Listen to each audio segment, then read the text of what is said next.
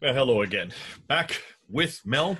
I'm here in United States. Mel is over there in Europe, and we're talking thousands of miles away, and yet here we are. It looks like we're in the same room right next to each other. This is the beauty, amazing thing about technology. And I bring Mel in uh, every once in a while because he has such great research. He's going and he's trying to look and find out this character in the 7th century and in the 8th century up until the 9th century, this character of concerning the Ilyas out of Tayaya. We've talked about Ilyas quite a few times now. I think you all know who we're referring to. He's from much further north, up into what is today Iraq, that he was a king, he was an authority, but he also had more going for him. And it looks like what Mel has found is there is a view of this guy, this fellow who himself considered himself to be possibly a precursor to this Messiah who's going to come later, something like what Elijah was, a Elijah figure. And so I'm going to bring Mel on board because he's going to show us that much like everything else we've looked at, when the Islam that is put together here in the 9th and 10th century from the Abbasid area, this Islam that is now up in Baghdad, by that time it has moved to Baghdad, but it's 200 to 300 years later, the character of Muhammad that they put up here, it has some antecedents that really did happen, but he's not the Muhammad here. He's another Muhammad on this side. And yet they needed to give him body. They needed to give him a history. They needed to give him a place and also some background. And so they borrowed from this guy, and they borrowed a lot more than they intended. And this is what Mel's going to show us. He's going to show that there are enough, we now know enough about this fellow, this character, Ilyas from Tayaye, that seems to suggest that they took it, even his reference as to what his job was, what was his mission, his ministry in life. Looks like these people back here have even brought that into the picture. Great stuff. And this is what we love to do. Now, remember, these are white papers. These are what if scenarios these look like, and I'm going to let Mel to say where on his gradation of his categories this lies. And he may say that they don't, not everything is monolithic. There might be different gradations for different parts of the story. So Mel, are you there? Yeah, I am, Jane, and thanks for welcoming me back. So just to introduce this, people may have heard about the Messiah complex. I'm going to introduce the idea that Muhammad had an Elijah complex. I don't know if this term has ever been used before. No, you're coining it right now. This is the first time other people can borrow it, and then you can be credited for it. Much like we're finding Islam borrowing everything and then taking credit for itself. No, in this case, let's go ahead and say that one of the Melvilisms, or we'll call it the Melisms, for the future will be the Elijah complex. Absolutely. So there's two aspects of this that Islam has tried to forget. One is there's prophecies connected with Muhammad that didn't come true, and the Islamic tradition is designed to hide this failure on Muhammad's behalf. And there's also something funny about his real name that Muslims would rather not know about. And this fundamentally undermines the whole Islamic tradition. So we're going for the nuclear today. Okay, so wow. Let's a big thing today. So let me just share the screen. Tell me if you can see this. Yeah, there it is. So, thank you. Okay, so our title today is Muhammad, the man with the Elijah complex. So, now, just to put this into context, I'll go over the categorization that I'm using before I explain why I've given it a 4 here. So a 0 would be something which is like a conspiracy theory or a wild idea without any fact checking done. A 1 would be where I'm fishing or pondering an idea and just thinking out loud. A 2 is for a deeper probe with some corroborating evidence. A 3 would be a credible hypothesis. A 4 is a workable theory, so it's got quite a lot of evidence to back it up. A 5 would be a slam dunk, a theory with multiple sources that is clearly proving the case. So this is where we're at. Now, an early source paints Muhammad as the eschatological warm-up act, not as the headliner, as the Islamic tradition would later present him as. The Doctrina Jacobi is a 7th century Greek Christian polemical tract set in Carthage in 634, but written in Palestine sometime between 634 and 640. So if you look next to Antioch, this is where it was written, but way over on the western side in Carthage, this is where it's said to have taken place, if that makes sense, which is in Sycamina, which is in people today, Palestine. just so where people understand today, Antioch would be modern Turkey, the southern part of modern Turkey, and Carthage over on the left would be modern Tunisia, or the city of what is today Tunis. So people will know where you're talking about for in today's geography. Yeah. So if we draw from the source itself, he was proclaiming the advent of the Messiah according to this really early source. So it's quite interesting. This is very different from the Islamic tradition here. So quoting directly, and they were saying that the prophet had appeared coming with the Saracens, and that he was proclaiming the advent of the anointed one, the Christ who was to come. I having arrived at Sycamina in Israel, stopped by a certain old man well versed in scriptures, and I said to him, "What can you tell me about the prophet who has appeared with the Saracens?" He replied, groaning deeply, "He is false, for the prophets do not come armed with a sword.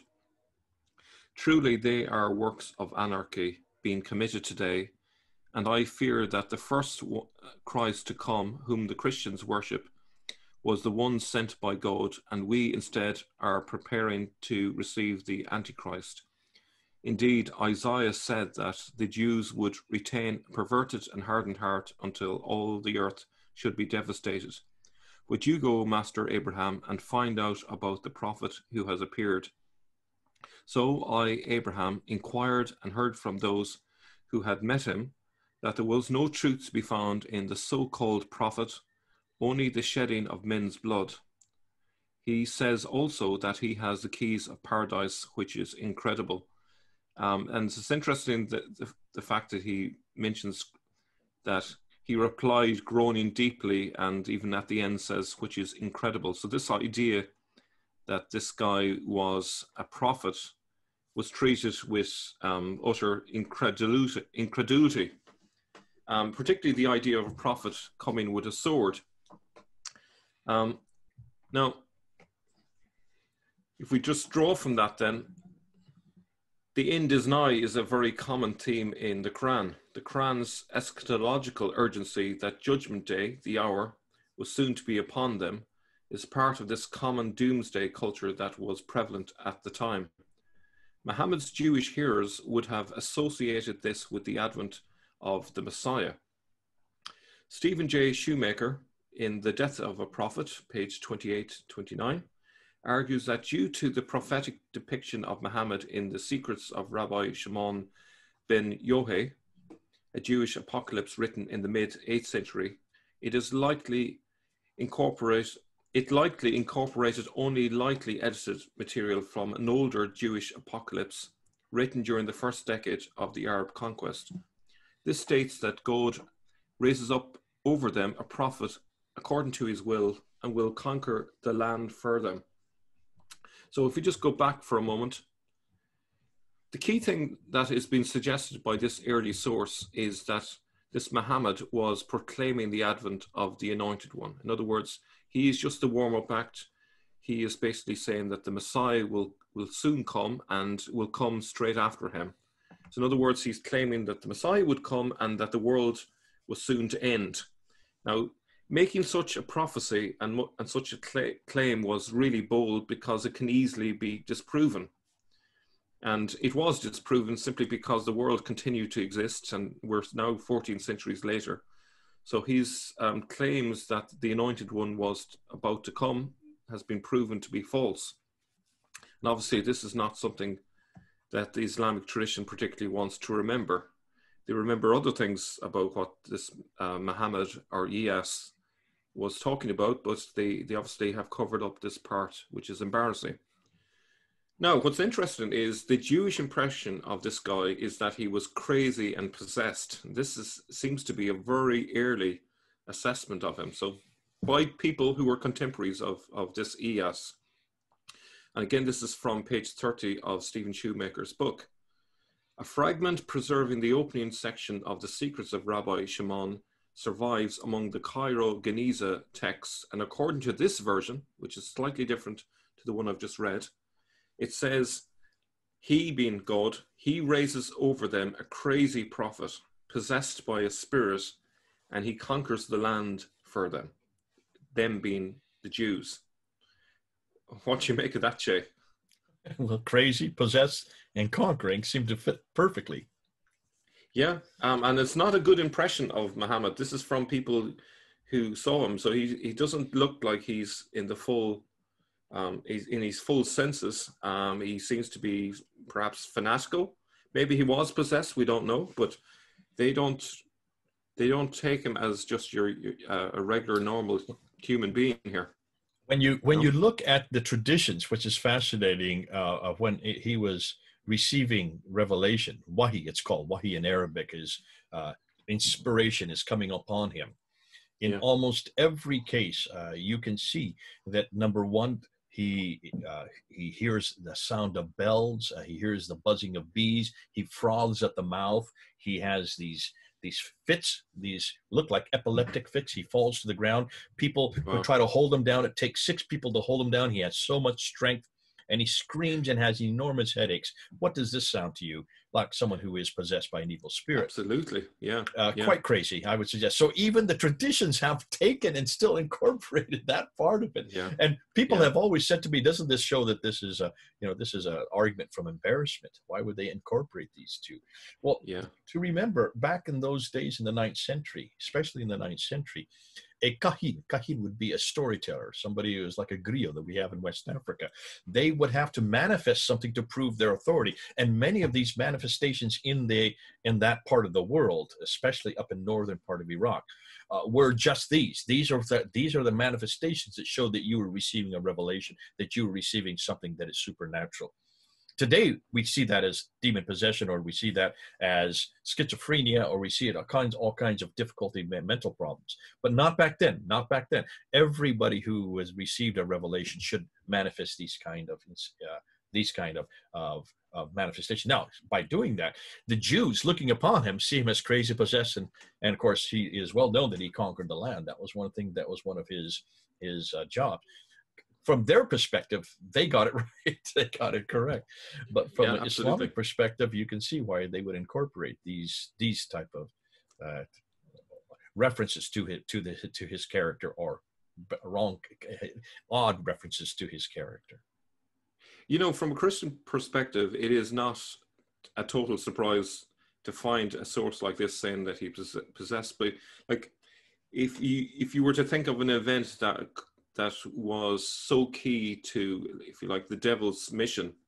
And this would be it, because if you think about it, because of the advent of Islam, Christianity lost 50% of its lands, 50% of its adherents. It was one of the most colossal assaults on the Christian faith that's ever been since the time of Jesus. So this makes perfect sense to me, from that point of view. Yeah, and I would suggest that also, since in the Arab world, that was something that was seen as honorable, that was something that's seen as credible, and also something that would give this person authority, they would push these manifestations as from their perspective, whereas Christians would say, no, this is what a crazy person would do. This is what a possessed person would do. So you can see 2 different cultures are clashing at this point, possibly because of these manifestations. Absolutely. So on page 120 then, Shoemaker says, from the beginnings of Western study of Islam, scholars have generally recognized the importance of the hour in Muhammad's preaching. The coming judgment is the second most common theme of the Quran, preceded only by the call to monotheism. So why is it such a big theme? It probably suggests that this was a core part of Muhammad's teaching. Not that I'm suggesting that the Quran was written by Muhammad, but something from that tradition seemed to have come into the Quran.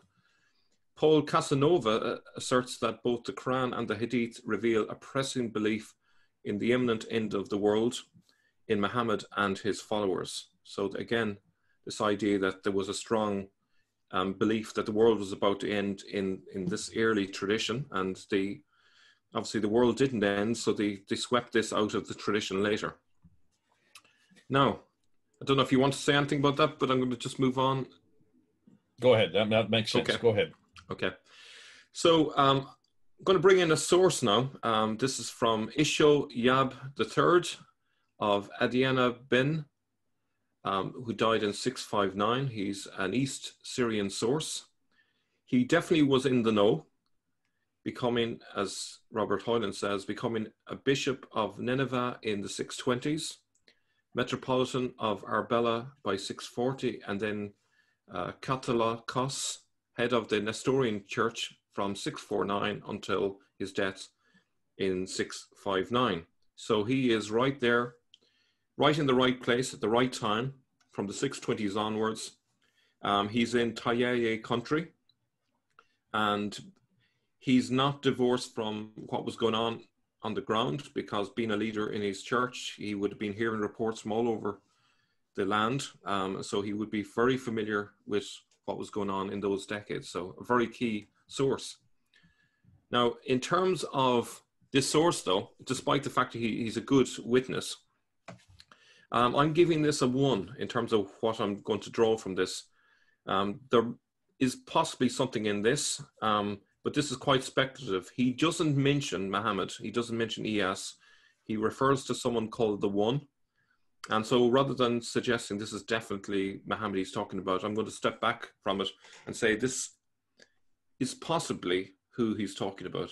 Well, thanks for doing this, Mel. And just for those of you who aren't aware of what he's talking about, number 1 in the gray there, it means it's nothing more than that he's fishing, he's pondering, possibly. He doesn't have any conclusive. And you're being honest by doing that, because the other material that you looked at earlier is a number 4, which is a workable theory, because you have solidification and falsification, and that the ambiguity is not nearly as much as speculative as what you're doing now with number 1. So you're saying, be careful. Let's just put it out there. Let's see, for those of you who are listening, whether or not you do accept this or not. It's open to question. You're being honest about that. Appreciate that. Yep, no problem. Okay, so this is the source. As I said, it is not certain who he is obliquely referring to as the One, but Ilyas or Muhammad would fit the bill. And just before I read this, I suppose, just to use a more recent example of this scenario that this bishop is faced with. The bishops in Poland back in the 1950s and 1960s faced a similar problem living under communism. They had to be really careful whenever they gave a homily or a speech or a sermon, in case they're overheard or their sermon is interpreted as a criticism of the communist regime. So if they tried to criticize the communists, they would have to couch it in very careful language so as not to give them a reason to be arrested. So this is a similar situation in the 7th century. We have what is, from my perspective at least, a very strongly totalitarian regime that has taken over many countries. And so therefore the Christian leaders have to be incredibly careful. They also need to encourage their followers. They need to, make sure that the Christians don't lose hope and are not overly fearful. And they're trying to give them a boost and say, things are not that bad. Don't lose heart. So this is the context of this quote. I hope I've made it clear. So here's what he says. He says, "For the One who has seduced you and uprooted your churches was first seen among us in the region of Redan, where the pagans, Hanpe, are more numerous than the Christians. Yet, due to the praiseworthy conduct of the Christians, the pagans were not led astray by him. Rather, he was driven out from there in disgrace. Not only did he not uproot the churches, but he himself was extirpated. However, your region of Persia received him, pagans and Christians, and he did with them as he willed, the pagans consenting and obedient, the Christians inactive and silent." So obviously, he's not mentioned Muhammad by name, he's not mentioned Ilyas, but I would suggest, considering the historical context, who else could he be talking about? I would suggest that this is the person he's referring. What would you say at this point, Jay? Do you Well, I think mean, it's... I would agree with you. I mean, this is something that you and I have talked about in the past. You always have to be careful. We've mentioned this before. I mean, you look at your name, Mel. Why is it you don't give us your name? Because you cannot dare give us your name with what you're saying. You would have repercussions not only to your career, but even to your person. And that's why you don't say where you live. You don't say who you are. We do that even today. Unfortunately, those of us who criticize Islam have to hide who we are. I'm one of the few ones who doesn't hide because I've been doing it for so long. In this case, it looks like much the same thing is happening here. He's not going to say exactly who he's talking about. He's just referring to the one. Yet when you look and see what he's saying about him, he seduced you, uprooted your churches. Look at that. You're going to talk about the region of Radan, where that is, and in a place where the pagans are more numerous than where Christians. I mean, this is all fits the historical scenario that we're talking about. So I would say, yes, you are being speculative. You're being very careful. You're not saying this has to be Muhammad, but it looks like it could be Ilyas. It could be the Ilyas of Tayaye that he's referring to. It fits the man, the place, also the environment and the time. Particularly considering, he was a bishop in the Tayaye lands, so it kind of fits that this is who he would be aware of, who he would know. So, to give you an idea where Radan is, this is where I believe Radan is. It's spelled in different ways, as you can see. If you look at the list at the top, you can see that the third option there, Radan, is the same spelling as in the source.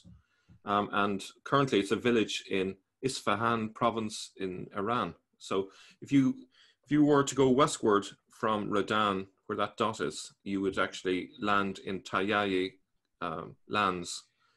So those blue lines running down that grayish land is actually the Tigris and the Euphrates. So, it is conceivable that Ilyas crossed into those lands on his preaching missions. Unfortunately, we don't have a year in terms of when he's referring to. So this could be any time. It's hard to say. But if he died in 659, so this is just before Muawiyah comes to power. This is in the era that Muslims like to call the time of the rightly guided caliphs. According to the traditions, they would have taken all this land. This would be under their control because by the time this bishop dies, they have controlled from Tripoli in the west all the way to Afghanistan in the east. So this would be well under their control. Now that's what they say, and they give the names Abu Bakr, Umar, Uthman, and Ali. We can't find any reference to those names. What we do know is that these are the Arabs. They do control it, and they would have control of Radan. They would have control of Iran. That's within that swath of land.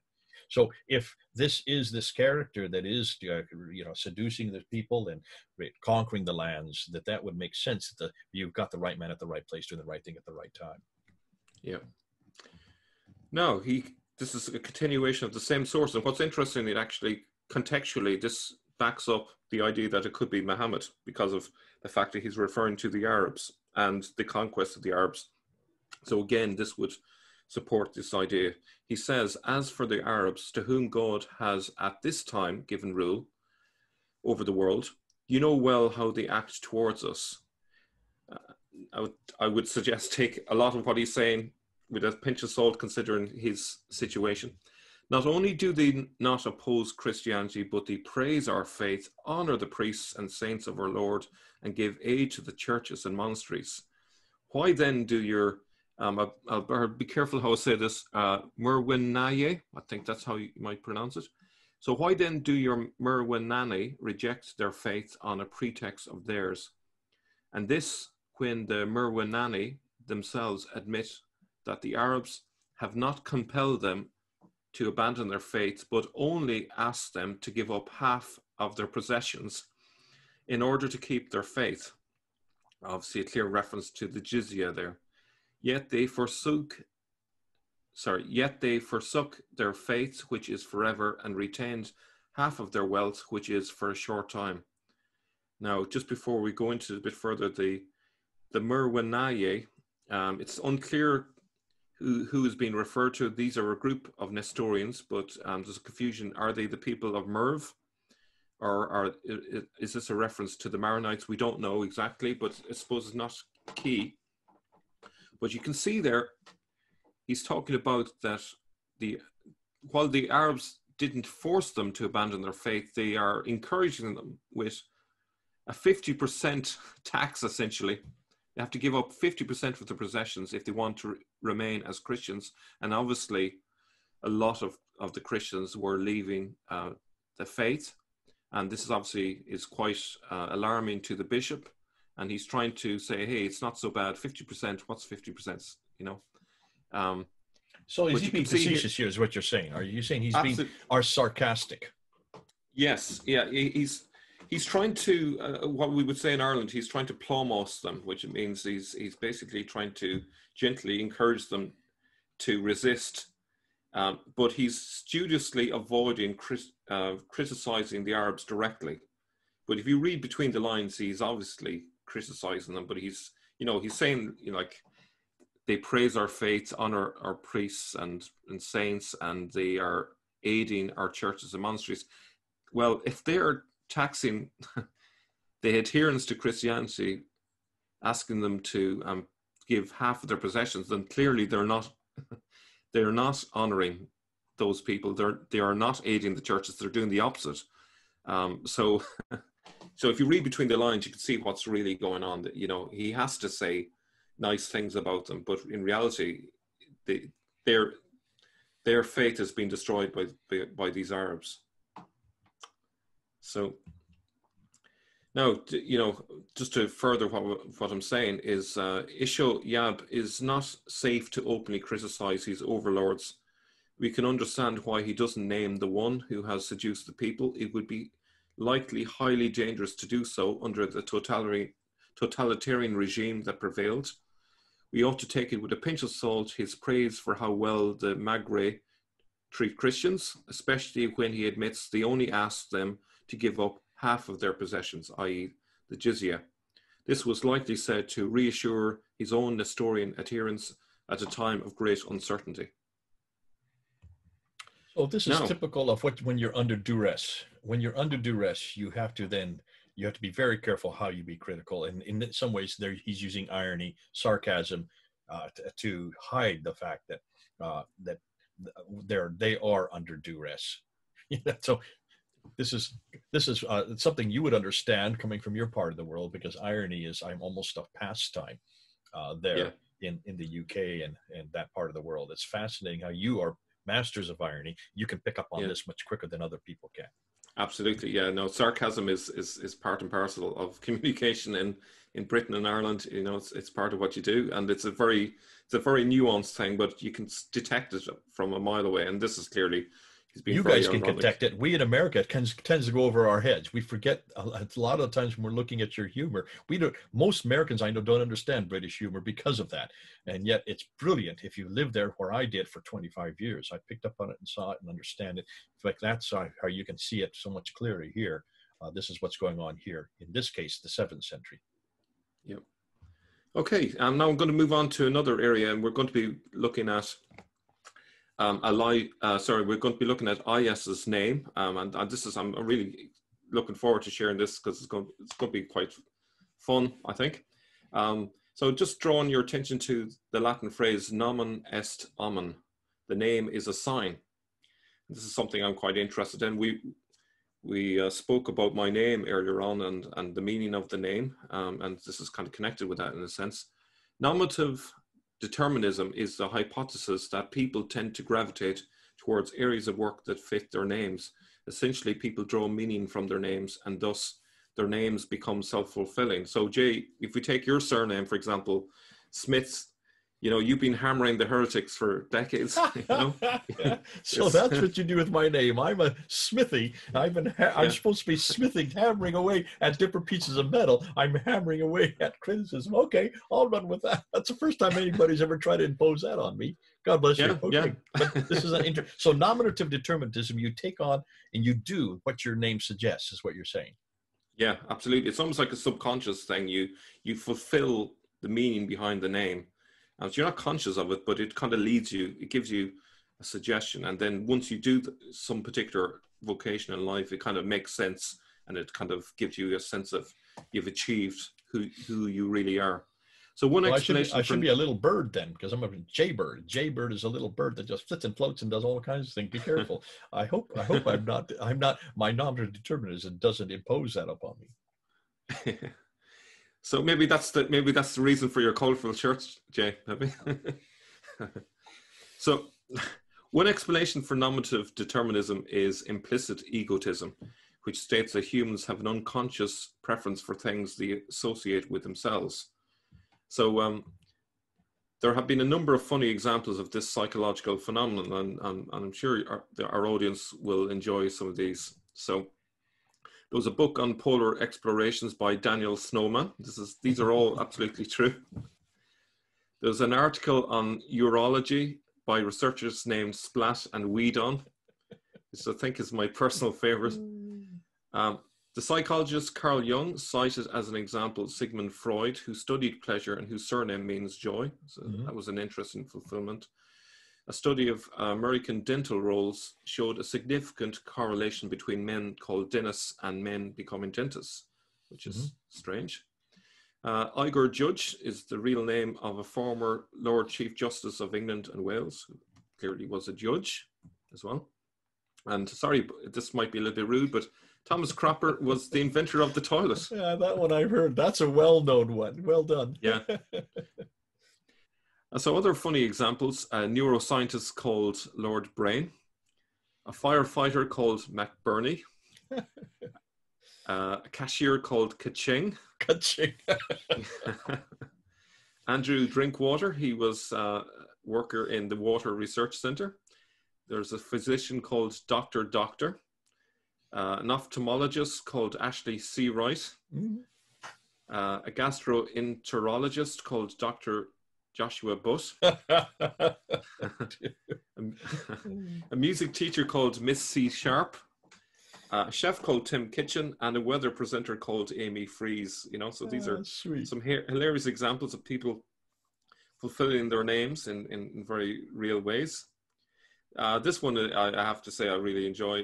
This is Sue Yu. An American lawyer said that when she was younger, people urged her to become a lawyer because of her name, which she thinks may have helped her decision. And as I mentioned earlier on, my own name, Mel, partially led me into a study of Islam because Melissa means slave of Jesus. I wondered why Islam also used a similar name for Jesus, Isa. So there you have it. Now, where this becomes significant is in terms of Ilyas.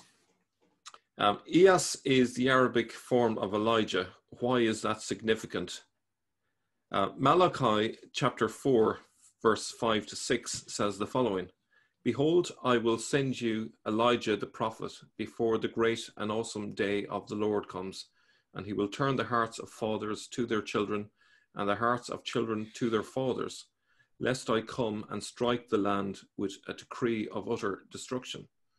So you can see how Ilyas, his name is Elijah, and how this fits in with the idea of him thinking of himself as a prophet before the great and awesome day of the Lord comes. Remember, we mentioned earlier on about this idea that he thought that the world was about to end and that he was the precursor for the Messiah. Did Muhammad imagine that he was some sort of Elijah figure due to his name? Had he an Elijah complex? And another interesting detail is you notice the word strike there, because we discussed a few videos ago about the meaning of Mecca. And the actual word in Hebrew is wahik keti, if I'm not destroying the Hebrew language, and it means and strike. The Strong's Hebrew says in its concordance that one alternative for that word strike is Mecca. So perhaps the word Mecca or Makkah might come from this term. So if you think about it, if there's a reference here to Elijah and there's a reference to Mecca in the same passage, maybe this is where the importance of Mecca as a place name came into its own. Just an idea I'm throwing out there. Now, the Mishnah says the following, that Elijah will come to settle all disputes and reconcile all discrepancies in the holy books. In that passage quoted there of the Mishnah, Discussion ensues as to what Elijah will accomplish. At the end of the passage, it says, quote, "The sages say Elijah will come to make peace in the world, as it is said," and then follows a quote from Malachi's passage that we mentioned just a few moments ago. This is why the Jewish reaction to the claim of prophethood in Doctrina Jacobi is so withering. He is false, for the prophets do not come armed with a sword. Truly they are works of anarchy being committed today. There is no truth to be found in the so-called prophet, only the shedding of men's blood. He says also that he has the keys of paradise, which is incredible. So essentially, the Jewish reaction to the claim that Muhammad or Ilyas is a prophet is dismissed by Jews because the sages say that the prophet Elijah would be one who makes peace, and Ilyas is coming with a sword. I hope everyone's seeing that. It's a bit like people in America are referring to the peaceful protesters, despite the fact that they are rioting in the streets. You know, it's preposterous. So here we can see the idea that Ilyas could be Elijah is dismissed by the Jews because it says, you know, the Mishnah insists in its conclusion that the prophet must be one of peace. Okay? So, however, despite that dismissal by the Jews, there was scope for Ilyas to assume that Elijah was meant to use force and that he had a divine mission to use force, because if we look elsewhere in that Mishnah passage, Rabbi Joshua said, "I have received a tradition from Rabban Yohanan ben Zakkai, who heard it from his teacher, and his teacher heard it from his teacher, as a halakha given to Moses from Sinai, that Elijah will not come to pronounce unclean or to pronounce clean, to put away or to bring near," and quote, "but to put away those brought near by force and to bring near those put away by force." Do you see the point? So potentially Ilyas, who, if we think back, Sebios says that Ilyas was an expert in Mosaic law, then clearly he would realize that Elijah could be someone associated with force. I don't know if you want to chime in on that. Yeah, I mean, if he knew this material and if he was a well-versed in this, he could have misappropriated this and taken this as his dictum. I would suggest that maybe it had much more to do with his need to control and have an authority and give himself credibility. But at the same time, he would take on he would be the subject of these prophecies. So he's probably using both his bets. He's probably saying, listen, I want to take over. And since I am a king, since I do have this power, let's go ahead and do that. But at the same time, I want to be the one who is the subject of these prophecies that of this man who's yet to come.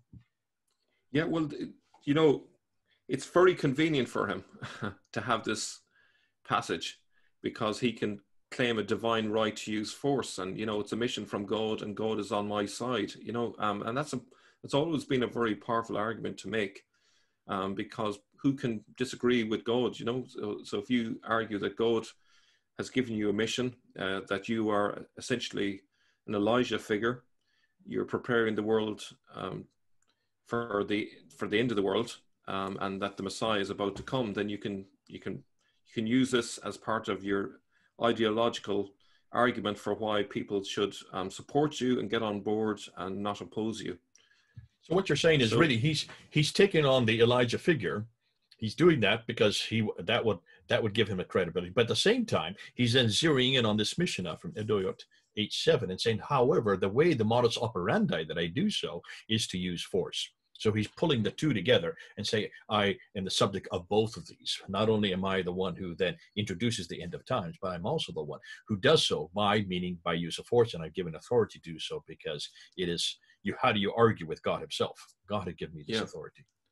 Okay. And actually, so what he's actually doing as well, if you can read between the lines, he's basically saying, okay, the Mishnah has this option, which is the idea that Elijah can use force.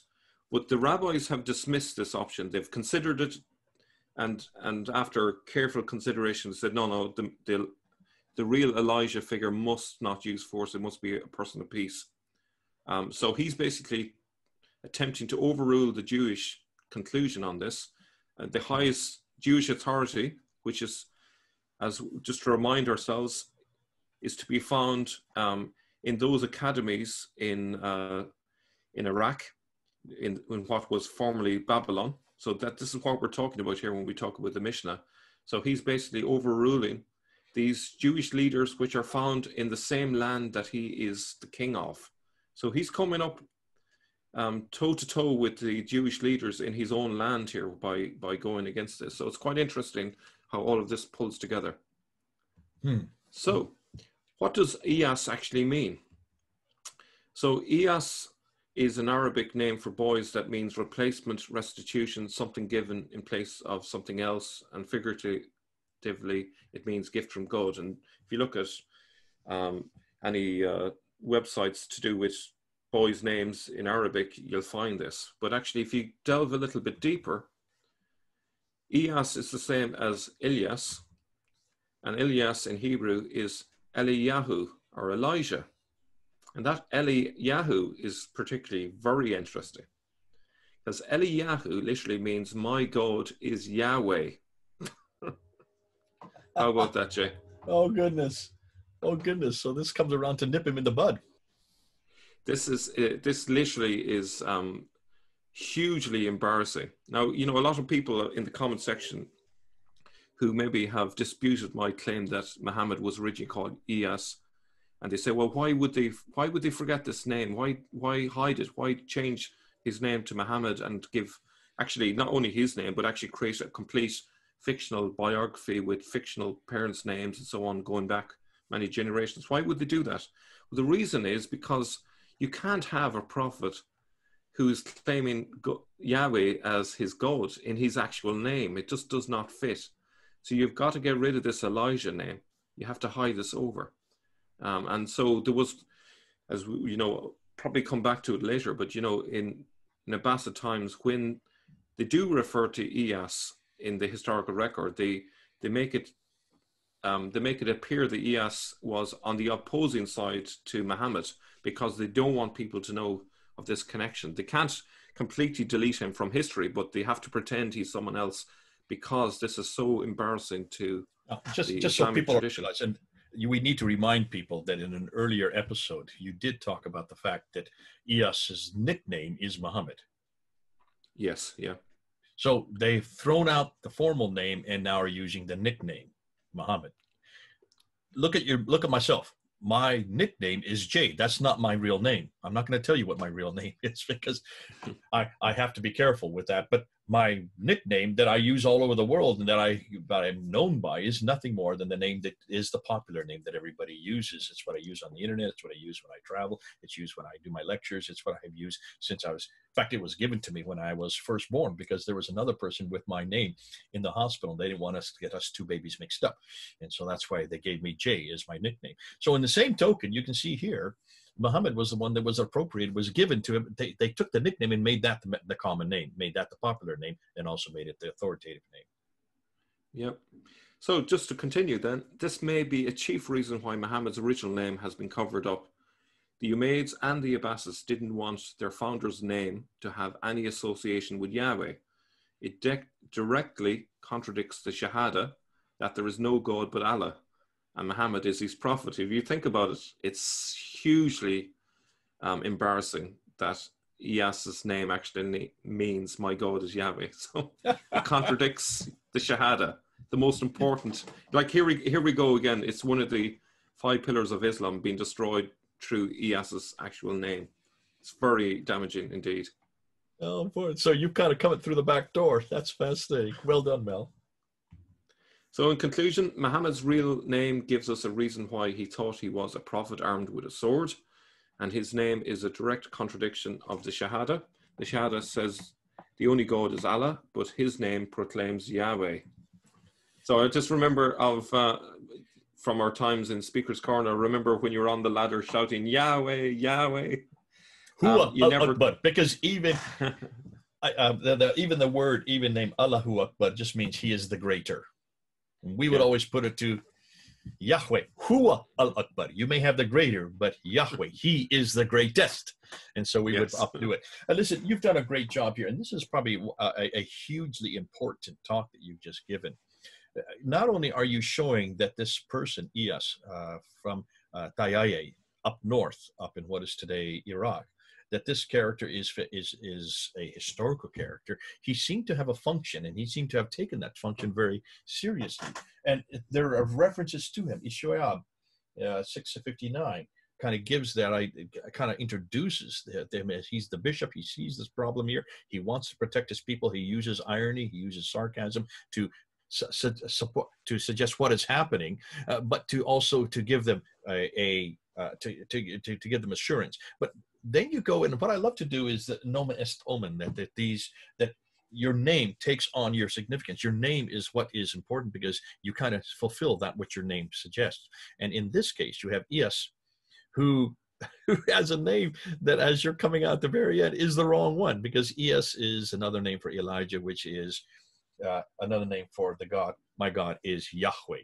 My God is Elijah. Yah at the very end is Yahweh, and that's the name that is given to God there in Exodus 3, verse 14 and 15. I'm sorry, given by God to Moses before he went down to Egypt to bring out the Israelites. So here you have a real problem. It's a dilemma for those who want to now introduce Muhammad, or in this case, Ilyas. They cannot use Ilyas because that name is the reference to the God who is in the Bible, and that God who's in the Bible is the Son of God, his name is Jesus Christ, and you cannot have that God, because that's your biggest competition are the Byzantine Christians, who are the only other superpower, and they want to eradicate that idea that Jesus is God, and Ilyas would be too close to that. They sublimate that, and they introduce Muhammad, which is his nickname, as we've seen earlier. That is his nickname.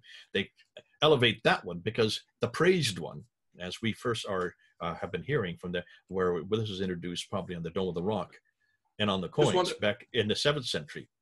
Yeah, I just want to say, this name is kryptonite to Islam, because not only have we got the wrong God, but if you look at the historical record as well, is the fact that he was saying that the world was going to end and that he was the precursor to the Messiah, and that never happened, and that makes him a false prophet and a failed prophet.